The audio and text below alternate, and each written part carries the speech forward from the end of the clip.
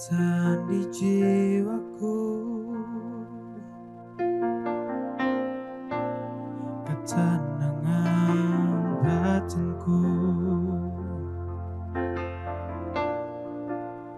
ada dalam hadiratmu, ku menyembahmu.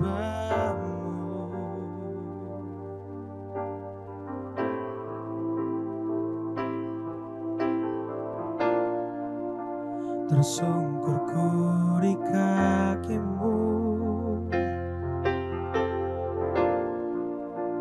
rasakan hadiratmu, takkan ku melepaskanmu, kau cahaya bagiku. Mengiringmu seumur hidupku, masuk dalam rencanamu Bapa. Pikiranku, kehendakmu, ku serahkan padamu. Harapanku hanya di dalam-Mu, ku kan teguh bersama-Mu Tuhan. Jadikan ku bejana-Mu untuk kemuliaan-Mu.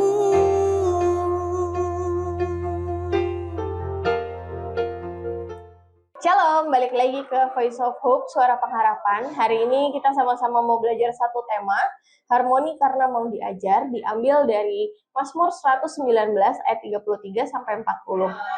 Pernah nggak sih kita merasa kalau sebenarnya masalah yang kita hadapi itu bukan karena kita kurang pintar, tapi karena kita merasa tahu semua hal. Dalam keluarga, di tempat kerja, bahkan di pelayanan, membuat hubungan itu jadi tidak harmonis karena perbedaan pendapat. Tapi biasanya lebih banyak karena dari kita sebagian besar tidak mau belajar. Semuanya tuh maunya didengar, tapi nggak ada yang mau diajarin sama sekali. Mazmur 119 ayat 33 sampai 40 mengajarkan sikap hati yang luar biasa. Pemazmur berkali-kali berkata kepada Tuhan, ajarlah aku, buatlah aku mengerti, condongkanlah hatiku, hidupkanlah aku. Perhatikan, dia tidak berkata, Tuhan tolong ubah orang lain. Tapi dia justru berkata, ubahlah diriku terlebih dahulu. Ini adalah awal dari sebuah harmoni. Kenapa? Karena orang yang mau diajar adalah orang yang rendah hati. Dalam kerendahan hati selalu ada jalan bagi damai. Dalam ayat 34 tertulis, buatlah aku mengerti, maka aku akan memegang Tauratmu. Artinya, pemahaman yang benar akan menghasilkan kehidupan yang benar. Seringkali kita berdoa, meminta kepada Tuhan untuk mengubah keadaan yang ada. Tetapi justru Tuhan mau kita mengubah cara berpikir kita. Kita rubah cara berpikir, cara berbicara juga ikutan berubah. Ketika cara berbicara berubah, hubungan juga mulai berubah. Lalu ayat 35 berkata, biarlah aku hidup menurut petunjuk perintah-perintahmu, sebab aku menyukainya. Mengikuti Tuhan bukan karena terpaksa, tapi karena mencintai jalannya. Sama seperti orang anak yang percaya kepada orang tuanya. Ia mungkin belum mengerti semuanya, tapi ia percaya bahwa nasihat orang tua yang diberikan itu karena kasih. Begitu juga dengan Tuhan. Kadang kita tidak langsung memahami apa yang Tuhan lakukan, kenapa Tuhan mengizinkan sesuatu terjadi. Tetapi ketika kita tetap mau belajar dari Tuhan, kita akan melihat bahwa semua itu sedang membentuk karakter kita. Di ayat 36 juga sangat relevan dengan kehidupan yang sekarang. Condongkanlah hatiku kepada peringatan-peringatanmu dan jangan kepada laba. Dunia mengajarkan kita mengejar keuntungan, popularitas, jabatan, dan pengakuan. Namun Tuhan mengingatkan bahwa hati kita juga jangan sampai dikendalikan oleh keuntungan semata.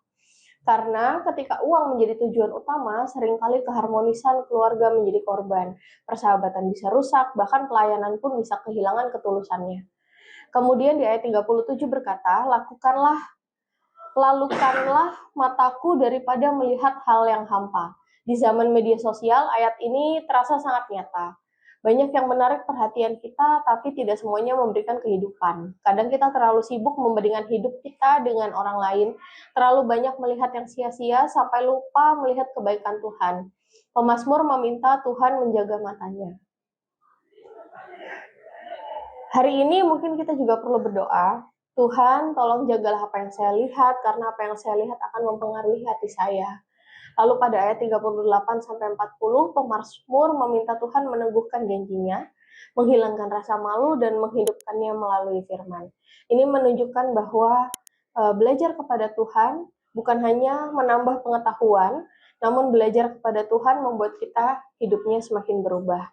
Membuat hati lebih lembut, lebih mudah mengampuni, lebih sabar menghadapi orang lain, lebih bijaksana dalam mengambil keputusan, dan akhirnya menghadirkan harmoni dimanapun kita berada. Mungkin hari ini Tuhan tidak sedang mencari orang yang paling pintar, tapi Tuhan sedang mencari orang yang berkata, Tuhan, aku masih mau Engkau ajar. Karena selama kita masih mau diajar, Tuhan bisa membentuk kita menjadi pribadi yang membawa damai bagi keluarga, pekerjaan, gereja, dan lingkungan sekitar. Terima kasih. Shalom.